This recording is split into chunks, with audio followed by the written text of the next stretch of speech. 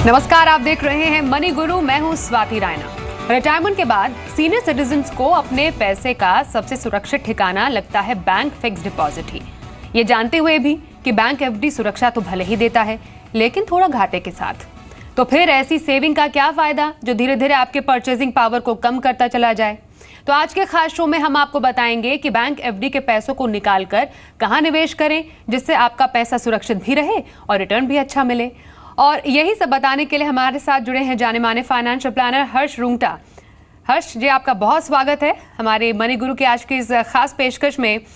अब क्योंकि हमारे इस इंट्रो के बाद कई ऐसे लोग, इनफैक्ट सीनियर सिटीजन्स, ऐसा सोच रहे होंगे हमारा पैसा तो बैंक एफडी में जमा है, इतने सालों से हमने एफडी में रखा हुआ है, कंजर्वेटिवली सोचा जाए तो इसको काफ़ी सेफ भी माना जाता है और शुरुआत से परंपरा कह सकते हैं चली आ रही है। तो आखिरकार हम ऐसा क्यों कह रहे हैं कि बैंक एफडी में आपका पैसा जो है वो बहुत ज़्यादा सुरक्षित नहीं माना जाए हर्ष? तो एक जिसे कहते हैं एक छोटा सा उदाहरण मैं देता हूँ। समझो आपको सिर्फ 1 साल के लिए पैसे रखने हैं। आज एफडी पे करीबन 7 से लेके 8% तक सीनियर सिटीजन्स को जो है ब्याज मिलता है। अब कई सीनियर सिटीजन्स के पेंशन इनकम होती है, दूसरी कोई रेंट की इनकम होती है, जिसकी वजह से जो भी उनकी जो जमा पूंजी है उस पे जो ब्याज आएगा वो हाई रेट पे टैक्स होगा। तो अगर 8% 100 रुपये आपके पास हैं, उस पे ब्याज आपको 8 रुपये आएगा लेटेस्ट से, लेकिन अगर उस पे टैक्स 30% अगर टैक्स लग जाता है तो आपके पास सिर्फ 5.5 रुपये बचेंगे। तो आपने 100 रुपये लगाए, साल के एंड में आपके पास 105 रुपये बचे। अब अगर महंगाई की दर 8% है तो आपका जो चीज़ें आप साल के शुरुआत में खरीद सकते थे वो आप साल के एंड में नहीं खरीद पाएंगे। तो फिक्स डिपॉजिट में ये जरूर है कि जो आपके 100 रुपये हैं वो बैंक फिक्स डिपॉजिट में जो आपके 100 रुपये हैं वो 100 रुपये सुरक्षित रहते हैं, लेकिन उस 100 रुपये को 2 चीज़ें कुतर रही हैं। एक है महंगाई, वो बहुत बड़ा एक चूहा है जो उस फिक्स डिपॉजिट को कुतर रहा है, और दूसरा जो उस पर रिटर्न आता है उसको टैक्स कुतरता है। तो ये 2 चूहों से अपनी इन्वेस्टमेंट को बचाने की बहुत ज़्यादा ज़रूरत है।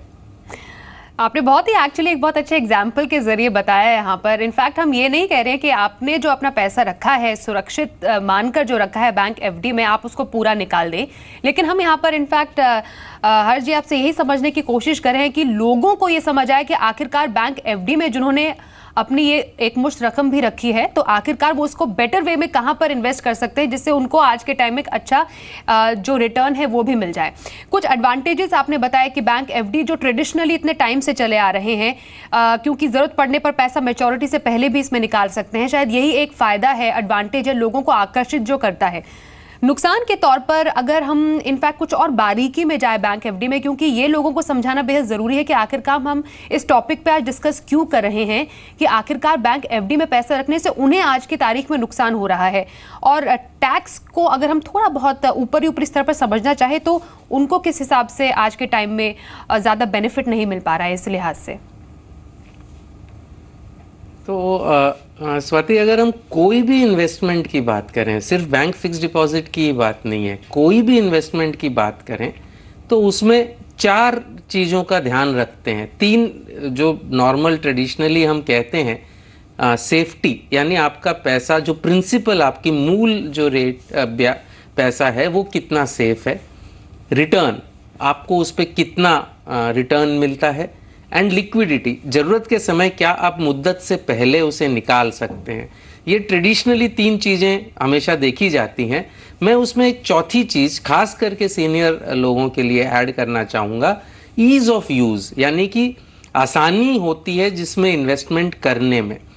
ये अगर 4 चीज़ों को हम मिला के देखें तो बैंक फिक्स डिपॉजिट में सबसे बड़ा फ़ायदा होता है ईज़ ऑफ यूज़ पे। आज बैंक की ब्रांचेस जगह जगह पर हैं, आप मतलब इवन छोटे शहरों में जगह जगह पर आपके आधे किलोमीटर 1 किलोमीटर के डिस्टेंस पे, अगर हम छोटे गांवों को छोड़ दें तो आपको हमेशा आधा 1 किलोमीटर के डिस्टेंस पे एक अच्छा बैंक मिल जाएगा जिसमें आप एफडी कर सकते हैं, एफडी की जो तरीका है लोगों को समझा हुआ है। तो ईज ऑफ यूज बहुत अच्छा है। सेफ्टी भी अगर आप अच्छी बैंकों में डालें, अच्छी प्राइवेट सेक्टर बैंक्स या पब्लिक सेक्टर बैंक्स में अगर आप डालें, तो आपका मूल पैसा सुरक्षित है। अब सवाल उठता है तो इसमें डिसएडवांटेजेस क्या हैं? लिक्विडिटी भी जैसे आपने कहा आप विड्रॉ कर सकती हैं, हालांकि अगर आप समय से पहले विड्रॉ करते हैं तो आपकी ब्याज की दर नॉर्मली काफी हद तक गिर जाएगी विथ रिट्रोस्पेक्टिव इफेक्ट। पुराने समय से उसको कम रेट पे गिना जाएगा और कई जगह पे पेनल्टी भी लगती है। तो पैसे आप विड्रॉ कर सकते हैं लेकिन उसका काफी कॉस्ट लगता है। जो रियल इशू है वो रिटर्न में है। टिपिकली बैंक एफडी की जो रेट है, इवन सीनियर सिटीजन्स के लिए उनको 0.5% के आसपास ज़्यादा नॉर्मली हर बैंक देती है, तो वो महंगाई के जो रेट होती है करीबन उसके रेट के ऑलमोस्ट उतना ही होता है। तो आज की तारीख में अच्छी बैंकों में 7 से 7.5% आपको 1 या 2 साल की एफडी के लिए मिलेंगे। महंगाई की दर करीबन 6% चल रही है, तो आज की तारीख में तो महंगाई की दर से थोड़ा ज़्यादा पैसा आपको मिल रहा है। लेकिन जैसे मैंने पहले कहा, आपकी टैक्स की रेट की वजह से वो रिटर्न आपका महंगाई से कम हो जाता है, यानी परचेजिंग पावर आपका गिर जाता है। तो इसे कैसे बचाएं? आपको सेफ्टी भी नहीं अगर छोड़नी है तो, और लेकिन रिटर्न बेटर चाहिए, तो क्या करें? तो आप उसको मोर टैक्स एफिशिएंट मोड में डालें।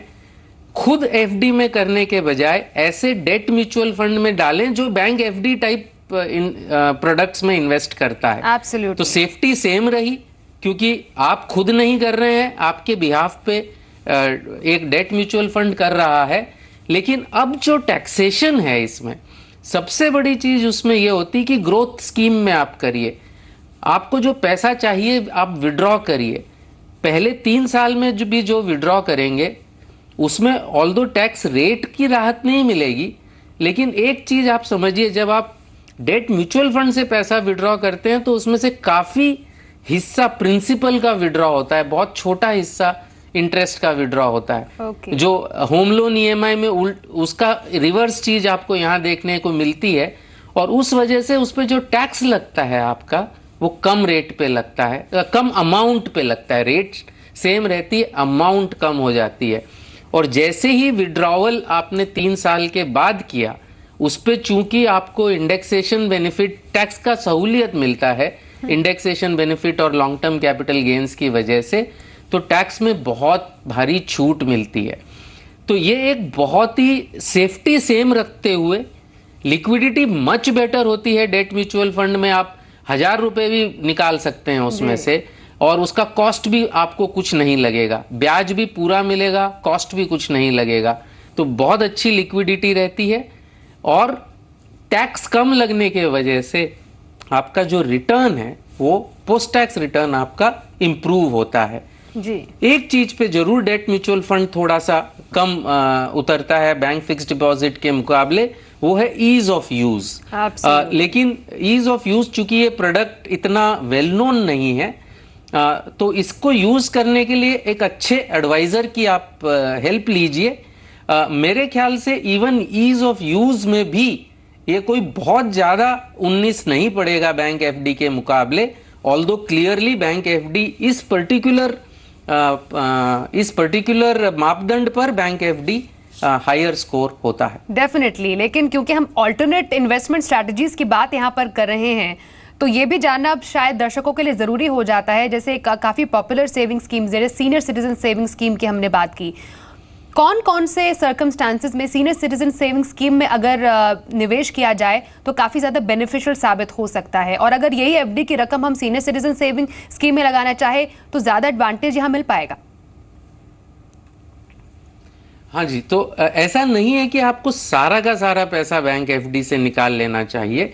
अगर समझो आपकी दूसरी इनकम नहीं है, सिर्फ एफडी से जो इंटरेस्ट आएगा वही है, या दूसरी इनकम कम है, तो जहां तक 2.5 लाख रुपए तक की इनकम है तब तक बैंक एफडी बहुत ही अच्छा एक विकल्प है। क्योंकि उस पर टैक्स भी नहीं लगता, आप फॉर्म भर देंगे तो टैक्स भी नहीं कटेगा, टीडीएस भी नहीं होगा उस पर अगर आप फॉर्म भरेंगे तो जहाँ तक अगर आपकी बिल्कुल कोई इनकम नहीं है तो ऑब्वियसली 30 लाख तक का भी आप एफडी कर सकते हैं।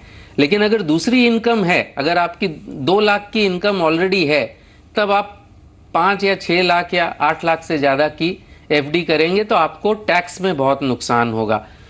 अब जितना पैसा आपको एफडी में लगाना है उसमें जितना आप सीनियर सिटीजन सेविंग स्कीम में लगा सकते हैं उतना लगाइए, because senior citizen saving scheme में रेट भी अच्छी मिलती है। 8.6% की रेट उस पे एप्लीकेबल है और थोड़ी सी टैक्स की भी छूट है। जब आप इन्वेस्ट करते हैं तो आप उसको 80C के तहत उसको क्लेम कर सकते हैं जी। लेकिन उस पर एक ओवरऑल लिमिट है, 18 लाख से ज़्यादा आप एक नाम से नहीं कर सकते इन्वेस्ट।